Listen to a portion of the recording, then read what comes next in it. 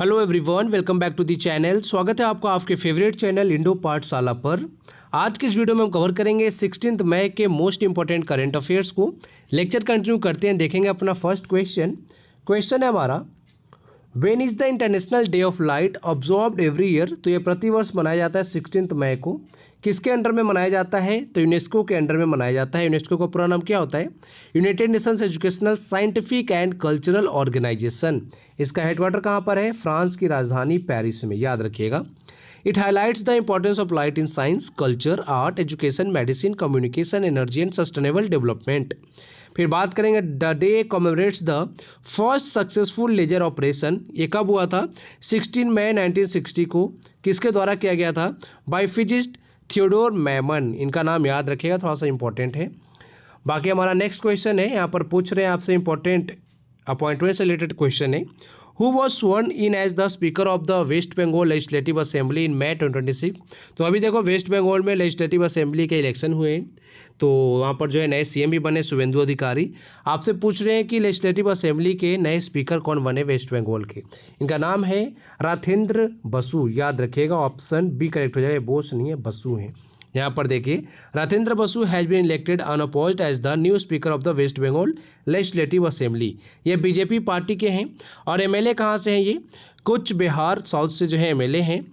And बात करेंगे जो इलेक्शन यहाँ पर जो कंडक्ट हुआ था वो किसके अंडर में हुआ था? प्रोटेम स्पीकर के अंडर में हुआ था। प्रोटेम स्पीकर वही होते हैं जो चुनाव से पहले, जो मान लो कि जो भी स्पीकर होता है ना यहाँ पर विधानसभा का, वो जो है चुनाव लड़ते हैं, तो इसलिए जो है वो रिजाइन कर देते हैं वहाँ से, स्पीकर के पद को छोड़ देते हैं। कुछ समय के लिए जो है प्रोटेम स्पीकर जो है बनाया जाता है। आगे देखेंगे। तपस रोय थे, इन्हीं के अंडर में जो है कंडक्ट किया गया था।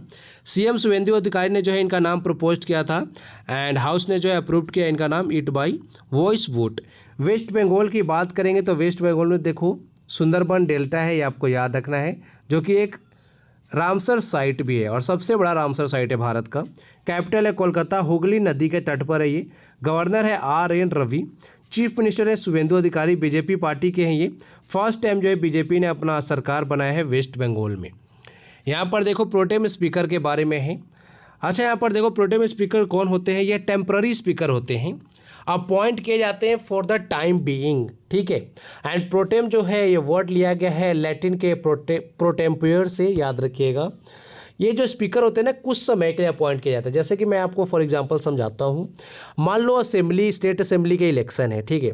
जो भी स्पीकर होते हैं वो एमएलए होते हैं, तो सारे एमएलए जो होते हैं फिर से चुनाव लड़ते हैं ना, तो ये पद खाली हो जाता है। इस पद से जो है जो भी स्पीकर होते हैं वो हट जाते हैं, क्योंकि इनको जो है चुनाव लड़ना होता है। फिर से चुनाव लड़ेंगे, फिर से स्पीकर चुने जाते हैं।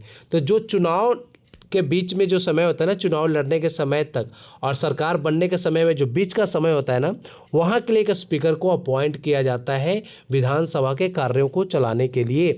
तो उसको बोलते हैं प्रोटेम, यानी कुछ समय के लिए। जैसे ही सरकार बनेगी, सरकार वाले जो है वो जो भी विधानसभा के सदस्य होंगे वो अपना नया स्पीकर खुद से चुनते हैं और वो इलेक्शन कंडक्ट कौन करता है? प्रोटेम स्पीकर ही। उस समय जो है स्पीकर कौन होता है असेंबली का?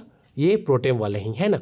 तो यहाँ पर देखो, द पोस्ट इज रिक्वायर्ड, यहाँ पर देखिए, the post is required because the previous speaker vacates office before the first sitting of a newly elected house and the president जो है लोकसभा के प्रोटेम स्पीकर को चुनते हैं। जो सेंट्रल लेवल की बात करें, स्टेट लेवल की अगर हम बात करें तो स्टेट असेंबली के जो प्रोटेम स्पीकर होते हैं उनको कौन अपॉइंट करता है? गवर्नर करते हैं।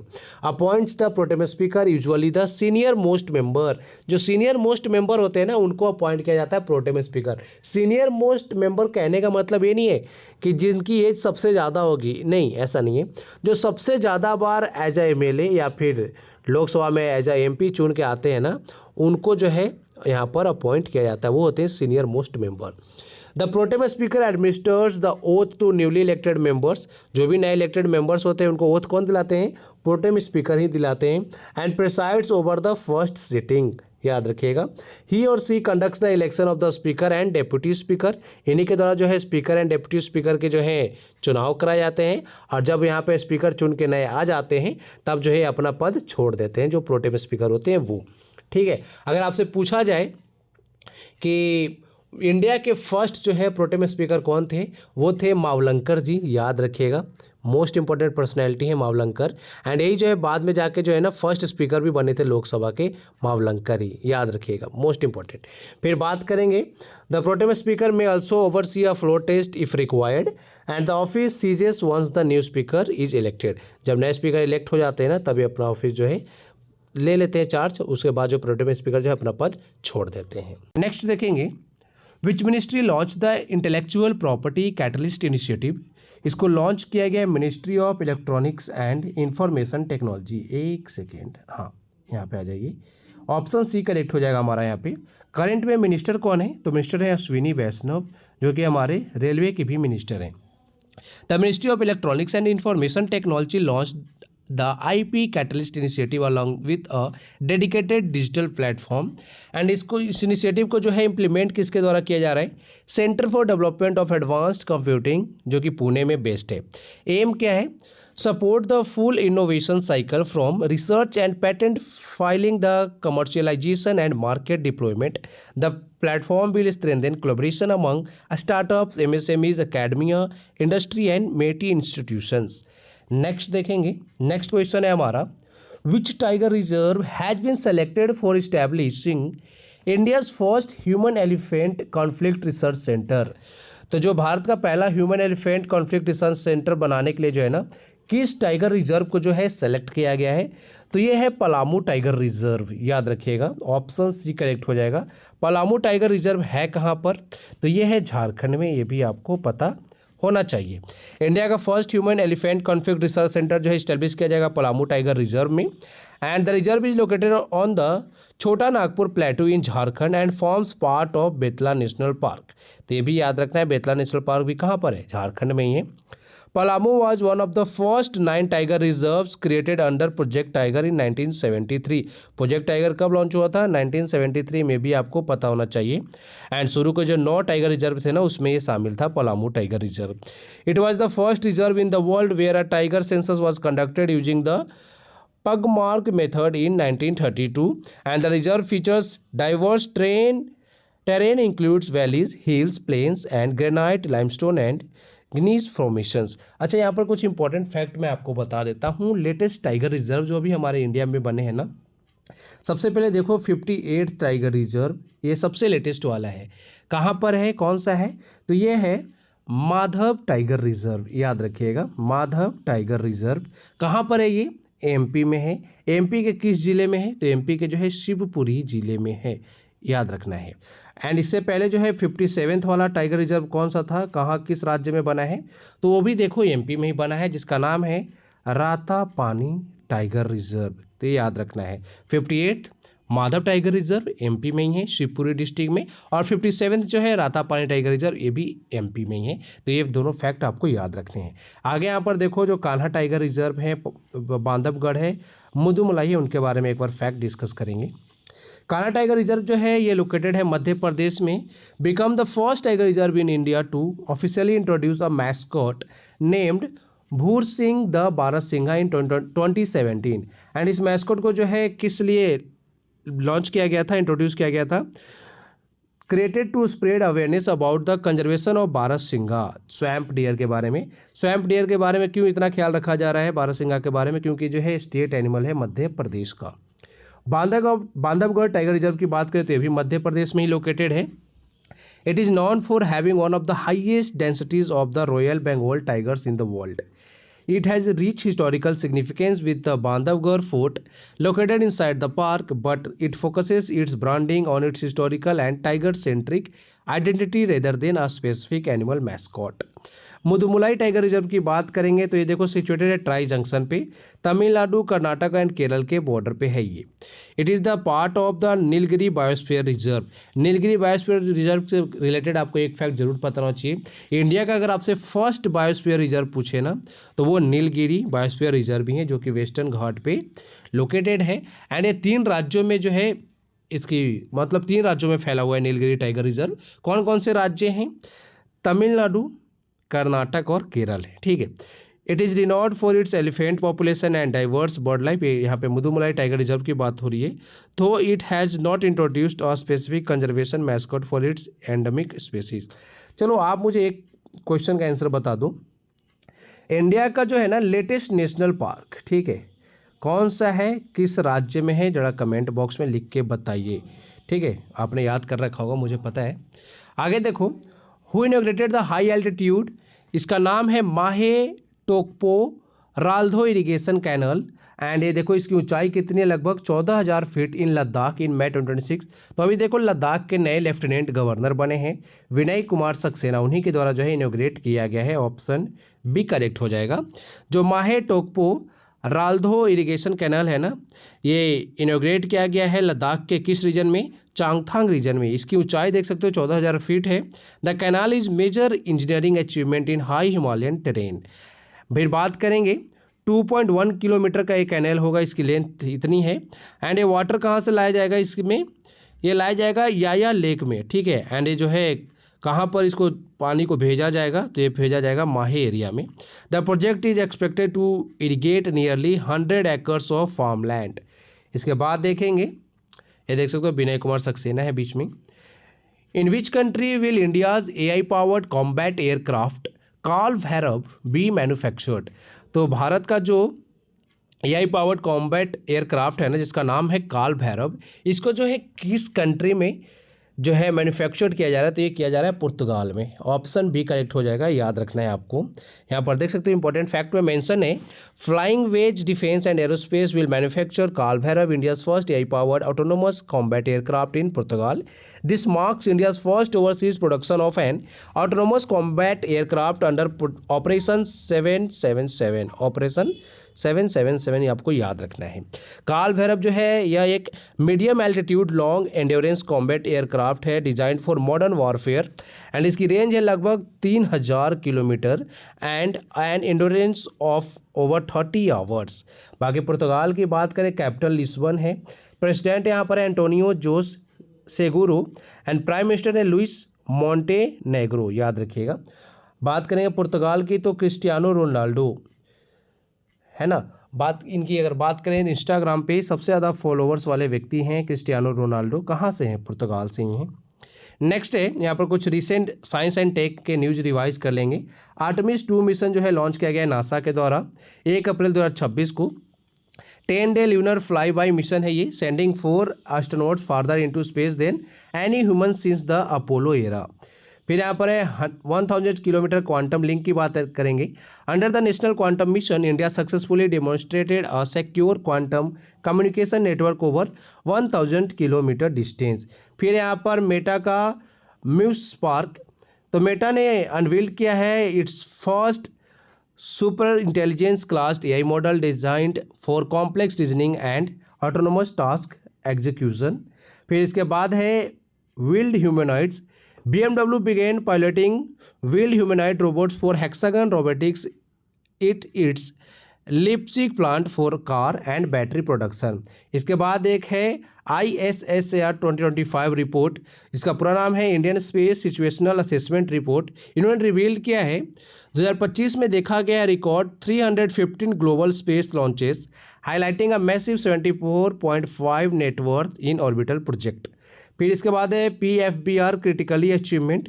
On April 16, 2026 India prototype fast breeder reactor जो है कालपक्कम एक इन्होंने अचीव्ड किया है। कालपक्कम है कहाँ पर, यह है तमिलनाडु में, याद रखिएगा।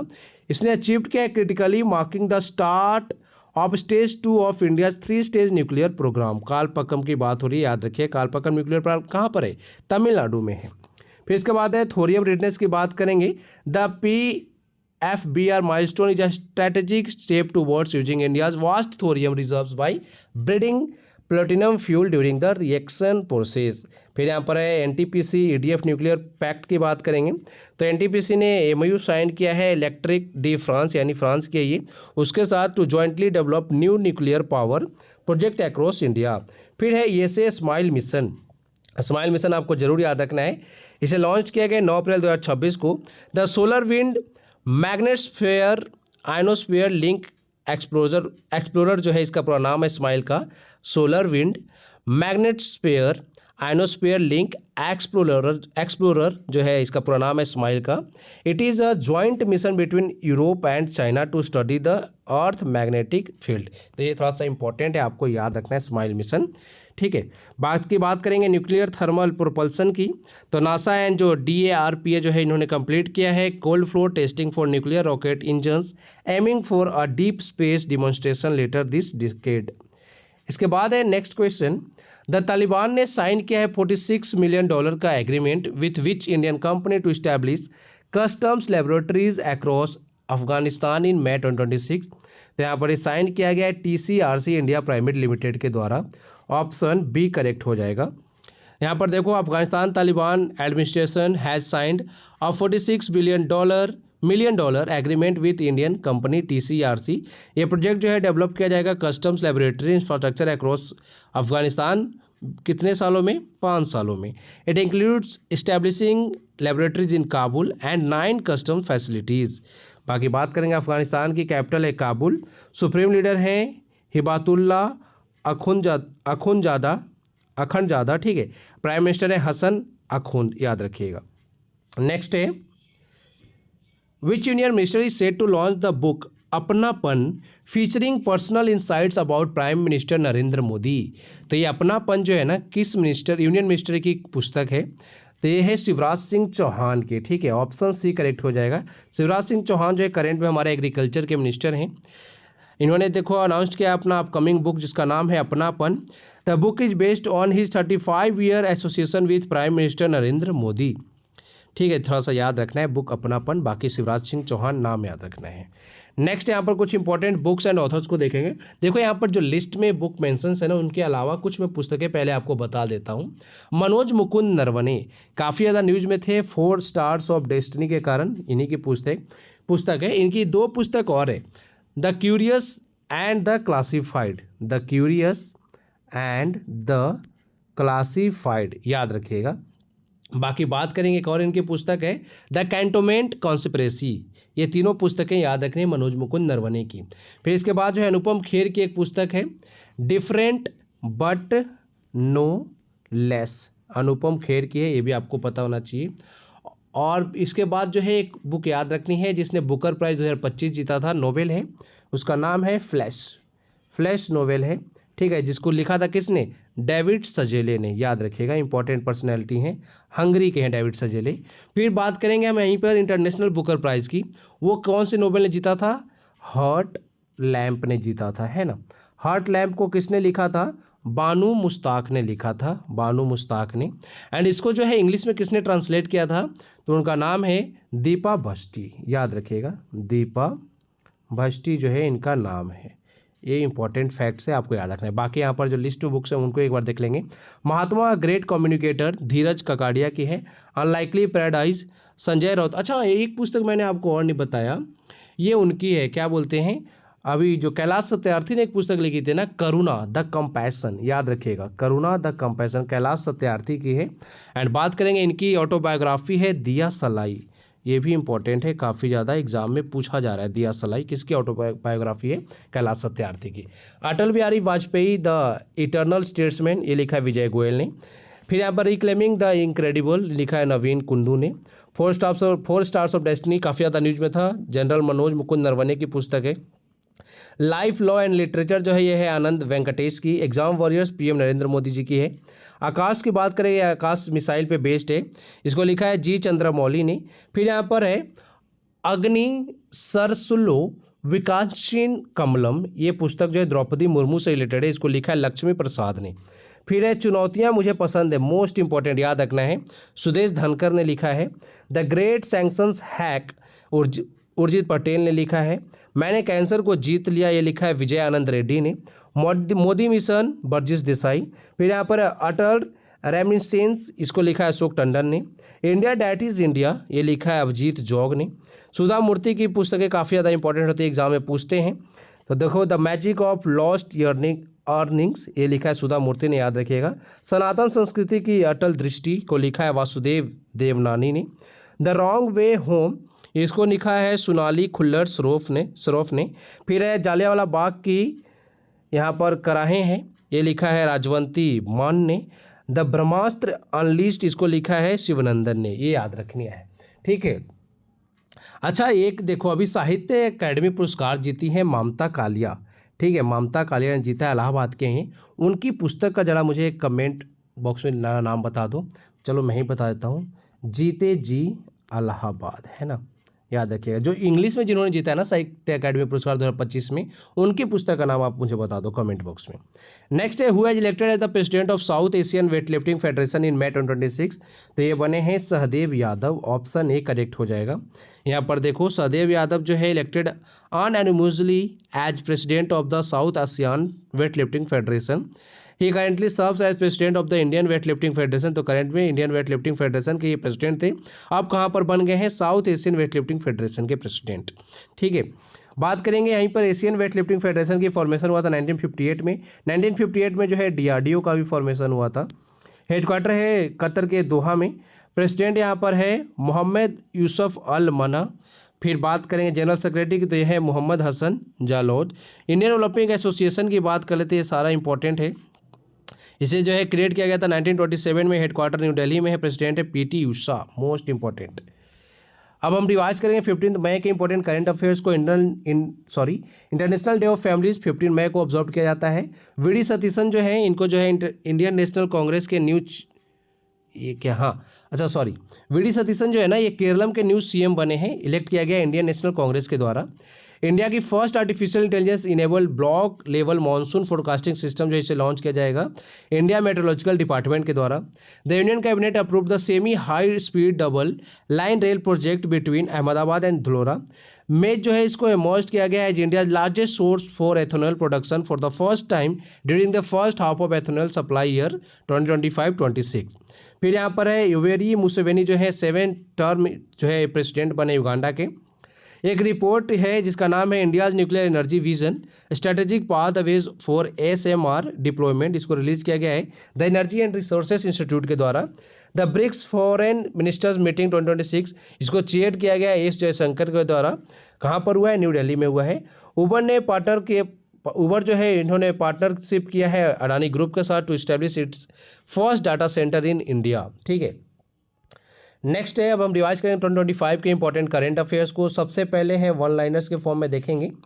ये है जोस एंटोनियो कास्ट, ये जो है न्यू प्रेसिडेंट बने चिले के। ठीक है, चिली बोलो हिंदी में।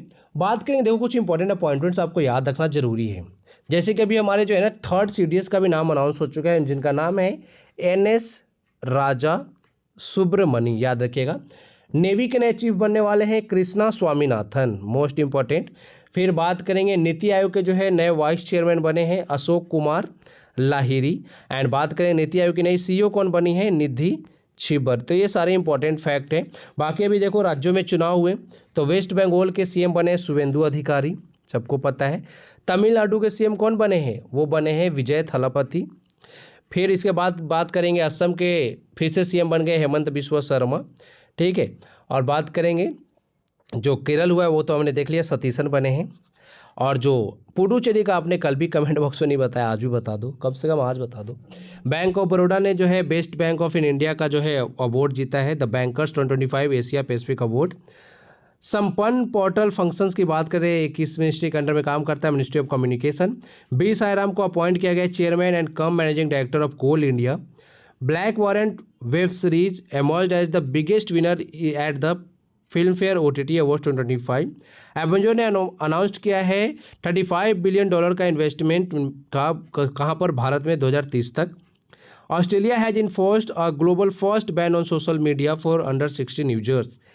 द मोई रिवर है जो कि काफ़ी ज़्यादा न्यूज में था अभी, for cross border cyber fraud activities यहाँ पर देखने को मिल रहा था। Serves as a natural boundary between, किन 2 देशों के बीच में है, थाईलैंड एंड म्यांमार। ये याद रखना इंपॉर्टेंट, एग्जाम में जरूर पूछेंगे ये वाला प्रश्न, है ना, काफ़ी ज़्यादा इंपॉर्टेंट है, आपसे पूछ लिया जाएगा। मोई रिवर जो है किन 2 देशों के बॉर्डर पे है, थाईलैंड एंड म्यांमार, आपको बताना पड़ेगा।